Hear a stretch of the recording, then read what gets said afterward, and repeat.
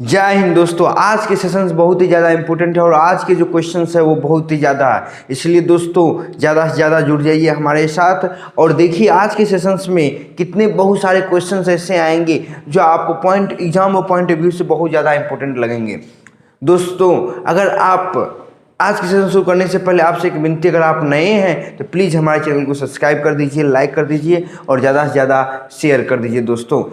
ठीक है दोस्तों, अब आज के क्वेश्चंस किस प्रकार के हैं? पिछले जो हमने परसों जो आपको हमने क्वेश्चंस दिखाए उसका जो लास्ट क्वेश्चन था दोस्तों उसको देखिए और आज के क्वेश्चंस को देखिए, दोनों सेम है। आज उसी टाइप के हम 5-6 क्वेश्चंस आपको कराने वाले हैं दोस्तों, जो बहुत ही ज़्यादा इंपॉर्टेंट है, अक्सर एग्जाम में पूछे जाते हैं दोस्तों। फिर उसके बाद हम आपको चक्रवृद्धि ब्याज की ओर ले चलेंगे और फिर वहाँ सिखाएंगे कि कैसे बिना फार्मूला या बिना कैलकुलेशन, कम कैलकुलेशन में हम कैसे चक्रवृद्धि ब्याज बनाते हैं दोस्तों। करते हैं आज के सवाल को और देखते हैं इसे बनाते। क्वेश्चन क्या? आज का क्वेश्चन है 1650 रुपये जो ब्याज प्राप्त होता है, 1800 रुपये प्राप्त ब्याज से 30 रुपया कम, अगर ब्याज की दर 4% वार्षिक हो तो समय ज्ञात कीजिए। दोस्तों समय ज्ञात करना है, इससे पिछले जो वीडियो उसमें हमने आपको दर ज्ञात करने के लिए दिया था दोस्तों, सेम वही सेम प्रकार है। अब ध्यान दीजिएगा दोस्तों, 1650 रुपया है और इधर 1800 रुपया है, इस दोनों में अंतर कितना का हो गया दोस्तों?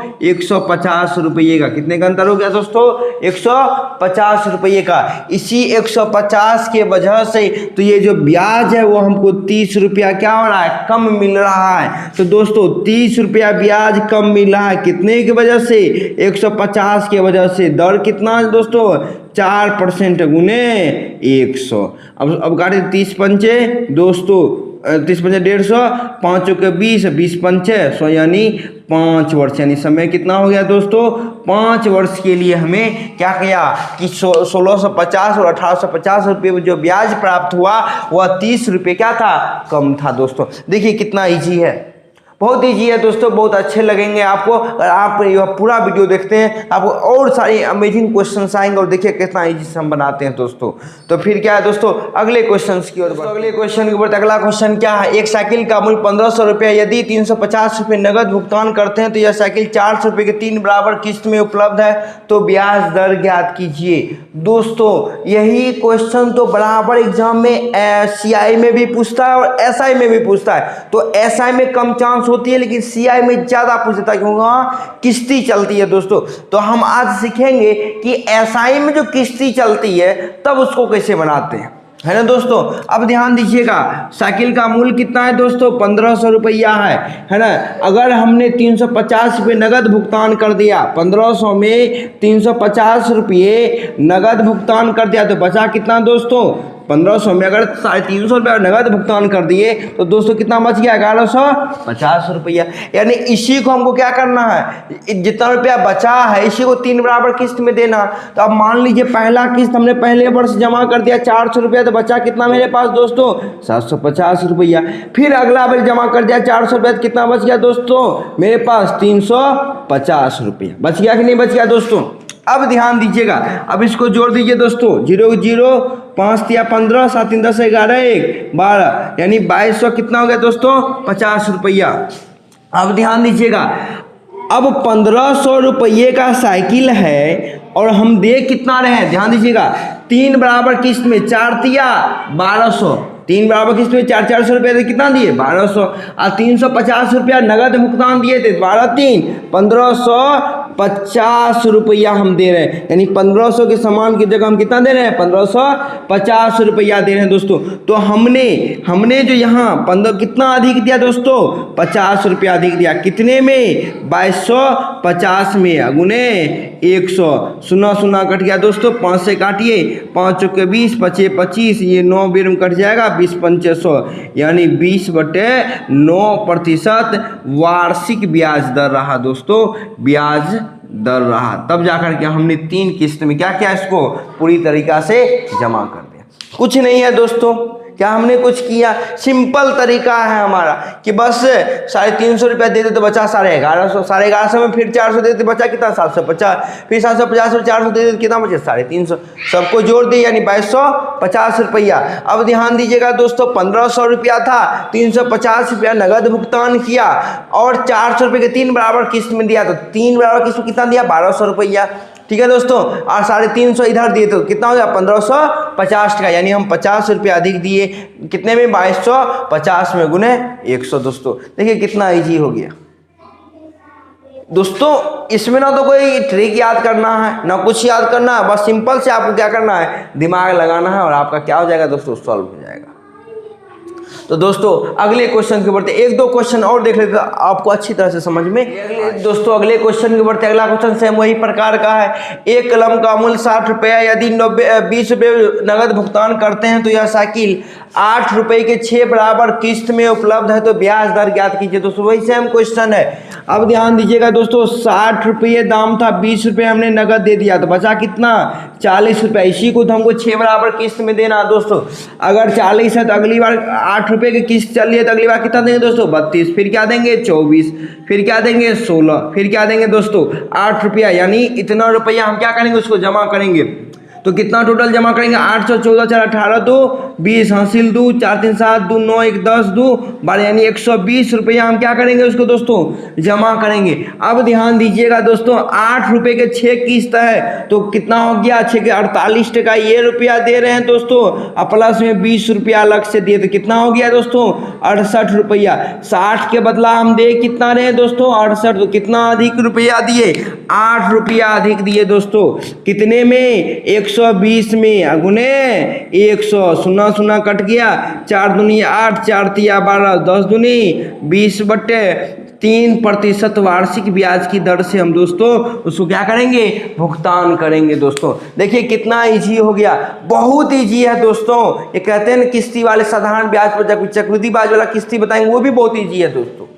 तो चलिए दोस्तों अगले क्वेश्चंस की ओर बढ़ते। चलिए दोस्तों अब चक्रवृद्धि ब्याज की ओर बढ़ते, कंपाउंड इंटरेस्ट की ओर बढ़ते। चक्रवृद्धि ब्याज क्या होता है दोस्तों, जैसे हम कहते हैं ना बैंकों का बैंक क्या है आरबीआई, उसी तरह ब्याजों का ब्याज क्या है चक्रवृद्धि ब्याज दोस्तों। मतलब आपको मूलधन का तो ब्याज देना ही देना, साथ साथ में ब्याज का भी ब्याज देना है, इसी को तो कहते हैं चक्रवृद्धि ब्याज दोस्तों।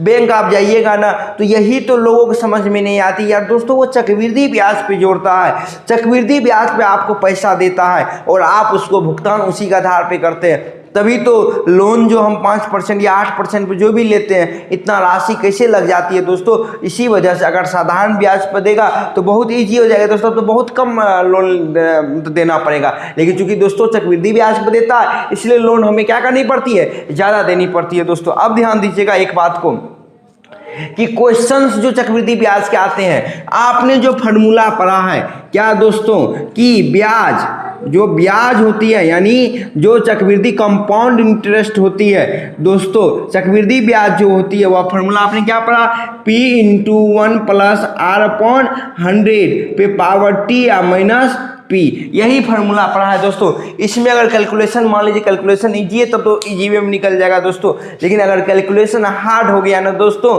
फिर आप इस पर नहीं बना पाएंगे, है ना। समय मान लीजिए 5 वर्ष दे दिया था, 5 गुना करते जाएंगे दोस्तों, तो हम आपको बताएंगे कि बिना आप फार्मूले के कैसे बना सकते हैं। और वो एक सबसे इम्पोर्टेंट क्वेश्चन है चक्रवृद्धि ब्याज और साधारण ब्याज का अंतर वाले जो सवाल है वो बहुत ही ज़्यादा इंपॉर्टेंट है दोस्तों, वह आपको अक्सर पूछेंगे और देखिएगा हम उसे कितने ईजी वे में आपको हम सिखा देंगे दोस्तों। तो चलिए दोस्तों क्वेश्चन की ओर बढ़ते हैं, चक्रवृद्धि ब्याज के क्वेश्चन की ओर बढ़ते हैं। पहले क्वेश्चन देख लेते हैं फिर उसको सिखाएंगे कैसे। दोस्तों चक्रवृद्धि ब्याज के पहले क्वेश्चन की ओर बढ़ते हैं। पहला क्वेश्चन क्या है, कुछ राशि 11.9% ब्याज की दर पर 2 साल के लिए निवेश किया जाता है और चक्रवृद्धि ब्याज 570 रुपया प्राप्त हो, तो राशि ज्ञात करें दोस्तों। अब हमको पता है कि पहले हमको क्वेश्चन लेना चाहिए था कि इतना दिया हुआ है तो इसका ब्याज ज्ञात करें, लेकिन दोस्तों इस पर अगर ये समझ गई ना तो वह और ईजी हो जाएगा। इसका 2 तरीका है दोस्तों बनाने का। पहला तरीका देख लेते हैं क्या है दोस्तों, जैसे हमको ब्याज जो दर दिया हुआ वह क्या दिया हुआ है 11.1/9%, इसको अगर लिखेंगे तो क्या हो जाएगा दोस्तों 100/9%, इसको जब पूर्णांक में चेंज करेंगे क्या हो जाएगा दोस्तों 1/9। मतलब क्या हुआ दोस्तों कि 9 रुपया पर हमको कितना ब्याज देना है 1 रुपया, तो अगर 9 रुपया पर 1 रुपया ब्याज देंगे तो कितना रुपया देना होगा दोस्तों 10 रुपया। इसका मतलब अब कितने साल के लिए दोस्तों, तो 2 साल के लिए, तो इसका स्क्वायर कर दीजिए, है ना दोस्तों। तो 9 का स्क्वायर क्या होता है 81, 10 का स्क्वायर क्या होता है दोस्तों 100। यानी कि इसका मतलब क्या हुआ कि 81 रुपया हमने निवेश किया और हमें कितना रुपया प्राप्त हुआ 100। तो बताइए ब्याज कितना देना पड़ा हमें दोस्तों, ब्याज कितना देना पड़ा 19 रुपया। क्वेश्चन कर रहा है कि हम ब्याज कितना दे रहे हैं 570 रुपया।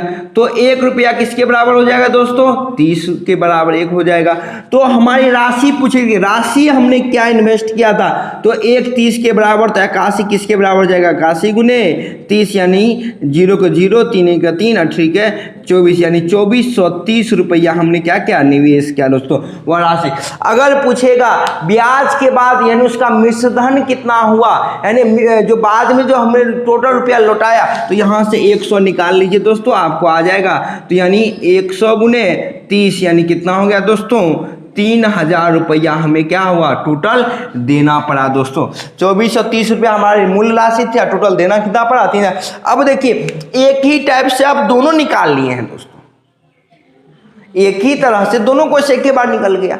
अब इसका दूसरा तरीका अगर देखेंगे दोस्तों थोड़ा सा क्रिटिकल है लेकिन समझ में आ जाएगी दोस्तों। इसका सेकेंड तरीका, अब ध्यान दीजिए हमने 9 रुपया निवेश किया है दोस्तों, तो 9 रुपया यहाँ दे दीजिए।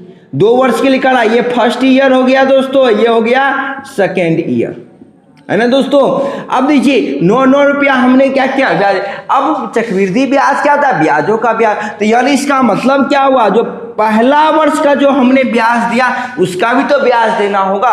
तो 9 रुपया का 1/9 रुपया कितना होगा दोस्तों 1% होगा कि नहीं होगा। अब ध्यान दीजिएगा 9 यहाँ दिए, 9 यहाँ दिए, 1 यहाँ दिए। 1 क्यों दिए क्योंकि 9 का भी तो 1/9 चलेगा, इसलिए कितना हो गया 1 हो जाएगा। अब टोटल ब्याज कितना हो गया 9 9 18 1 19, यानी 19 रुपया हमने ब्याज दिया। लेकिन क्वेश्चन कर रहा है 570 रुपया आप दे रहे हैं दोस्तों, तो 1 किसके बराबर हो जाएगा 30 के। तो हमारी जो राशि है वह कितनी है दोस्तों 81 रुपया। तो 81 बराबर क्या लिखेंगे 81 गुने 30, यानी कितना हो गया दोस्तों 0 को 0, 3 का 3 ठीक है 24, यानी इतना रुपया हम दी। अब देखिए दोस्तों कितना इजी होगा, चाहे आप ये तरीका इस्तेमाल कीजिए या ये तरीका, कोई फर्क नहीं पड़ेगा दोनों दोस्तों, क्योंकि दोनों सेम ही तरीका। यहां इस ब्याज का भी ब्याज देंगे दोस्तों, और जब 3 वर्ष के लगेगा तब इसको कैसे बनाएंगे वो भी बताएंगे। 3 वर्ष के लिए यहां दोस्तों अगर 2 वर्ष के लिए तो हमने स्क्वायर किया, 3 वर्ष के लिखा था तो क्यूब कर देते हैं। तो कोई फर्क नहीं पड़ता कि 2 वर्ष दे कि 3 वर्ष दे कि 4 वर्ष दे दोस्तों, ये तरीका आपको पसंद आनी चाहिए बस, है ना दोस्तों। फिर क्या है अगले क्वेश्चन, चलिए दोस्तों अगले क्वेश्चन के ऊपर अगला क्वेश्चन है 2080 10% ब्याज की दर पे 2 साल के लिए निवेश किया जाता है और चक्रवृद्धि ब्याज ज्ञात कीजिए दोस्तों। अब ये क्वेश्चन आया, हम आप इसको आप फार्मूला से भी बना सकते हैं दोस्तों। देखिए इजी क्वेश्चन तो आप आसानी से बना लेंगे, लेकिन हार्ड क्वेश्चन कैसे बनाएंगे वो हम बताते हैं। इजी क्वेश्चन बता के क्या करेंगे वो तो आपको पता ही है दोस्तों, है ना। फार्मूला लगाएंगे सवाल सॉल्व हो जाएगी। कभी रेट पूछ देगा, कभी टी पूछ देगा, कभी ई पूछेगा, कभी यू पूछेगा, वो तो आप फार्मूला यूज करके बना लीजिएगा दोस्तों। जो हार्ड है ना उस पर आते हैं, उस सवाल को कैसे बनाते हैं वो हम बताएंगे दोस्तों, क्योंकि उसमें समय ज़्यादा लगता है, इसमें तो समय नहीं लगता है ज़्यादा, लेकिन फिर भी क्या करें बताना तो पड़ेगा, है ना दोस्तों। अब क्या करा 10% है ब्याज, तो क्या हो गया दोस्तों 1/10। इसका मतलब क्या हुआ 10 रुपये की राशि कितनी में देनी है, मतलब कितना रुपया ब्याज दिया 1 रुपया, तो कितना हो गया 11। अब करा 2 वर्ष के लिए दोस्तों, तो 2 वर्ष कर लीजिए इसको। 2 वर्ष के लिए 10 दें के 100, 11 दें के 121, यानी 100 रुपये पर हमने ब्याज कितना दिया 121 टका, मतलब 100 रुपये का हमने कितना टोटल लौटाया 121 रुपया। तो इसका मतलब क्या हुआ दोस्तों, तो ब्याज हमने कितना दिया 21 रुपया, यही ने ब्याज दिया दोस्तों। अब ध्यान दीजिएगा 100 रुपये का हमने लौटाया कितना है 121 रुपया। क्या हम 100 रुपया लगाए थे, नहीं दोस्तों हमने 2000 रुपया लगाए। तो 100 किसके बराबर हो जाएगा 2000 के, इसमें कितना से गुना करेंगे 20 से, इसमें भी कितना से गुना करेंगे 20 से, तो कितना हो जाएगा दोस्तों 20 से गुना करेंगे तो कितना हो जाएगा ये 0 का 0, 2 का 2, 2 दूनी 4, यानी 2420 रुपया। तो हमने ब्याज कितना दिया दोस्तों, ब्याज हमने दिया 420 रुपया, या डायरेक्ट आप इसमें भी गुना कर देंगे 20 से तो भी कितना हो जाएगा 420 रुपया। तो देखिए दोस्तों, ना तो कोई हमने फार्मूला लाया, कुछ भी नहीं लाया, आप आसानी से यहाँ से बना सकते हैं दोस्तों, कोई आपको दिक्कत नहीं होगी, किसी भी तरह की प्रॉब्लम इसमें नहीं है। तो चलिए दोस्तों, अगर आपको प्रॉब्लम नहीं है फिर अगले क्वेश्चन के ऊपर से देखते हैं। अगला क्वेश्चन क्या है, एक निश्चित राशि 16.2% चक्रवृद्धि ब्याज पर 2 साल के लिए निवेश किया जाता है तो मिश्रधन 1470 रुपये प्राप्त हो तो मूलधन क्या है, इसका मूलधन ज्ञात करना है दोस्तों। ब्याज की दर कितनी है दोस्तों, 16.2/3%। तो 16.2/3% मतलब क्या हुआ, 16×4=42, 50/3% मतलब 1/6। यानी दोस्तों 6 रुपये में 1 रुपया हम अधिक ब्याज दे रहे हैं। कितना रुपया ब्याज दे रहे हैं, 7 रुपया दोस्तों। अब करा 2 साल के लिए तो दोनों का स्क्वायर कर दीजिए, स्क्वायर कर देंगे, 6 के 36, 7 49। अब करा मिश्रधन, तो ये हमारा मूलधन है और ये हमारा क्या है, मिश्रधन है। यह कितना दिया हुआ है दोस्तों, 1470 रुपया दिया हुआ है। तो इसमें कितना से गुना करेंगे दोस्तों, 30 से। तो इसमें भी कितना से गुना करेंगे, 30 से। 0 को 0, 36 का 18, 3 3 9 1 10, यानी 1080 रुपया हमारा क्या था, मूलधन था। अगर मान लीजिए आपसे पूछता है यहाँ पर दोस्तों कि ब्याज कितना होगा वो बताइए, तो ब्याज कितना होगा दोस्तों, 36 और 49 के बीच में ब्याज कितना दिया हमने दोस्तों, 13 रुपया। तो 13 रुपये क्या करते, 30 से गुना करते, 13 तिया 39, यानी 390 रुपया हमने क्या किया दोस्तों, ब्याज दिया। तो देखिए दोस्तों, आप कोई भी क्वेश्चन आ जाए, किसी भी तरीके से क्वेश्चन आ जाए, आप आसानी से बना सकते हैं इस विधि से। यह हमने आपको सिखाया दोस्तों। अब कल के क्लास में क्या होगा दोस्तों, कल के क्लास में अब हम चक्रवृद्धि ब्याज और साधारण ब्याज के अंतर को बताएंगे कि अंतर कैसे निकालते हैं दोस्तों, दोनों के बीच अंतर का ध्यान है। तो कौन सा ऐसा ट्रिक है, कौन सा ऐसा तरीका जो हम चाहे वो 2 वर्ष दे, 3 वर्ष दे, 4 वर्ष दे, एक ही तरीका से बन जाए दोस्तों, तो वो हम कल आपको बताएंगे। धैर्य बना के रखिए दोस्तों, कल फिर मिलेंगे एक नए क्वेश्चन, एक नए सीरीज और एक नए उम्मीद के साथ। अगर हमारा ये सेशन आपको अच्छा लगा तो प्लीज़ दोस्तों लाइक कर दीजिए, शेयर कर दीजिएगा और हमारे चैनल को सब्सक्राइब कर दीजिएगा दोस्तों। बस इतना ही कहना है दोस्तों, आज के लिए इतना ही, कल फिर मिलेंगे।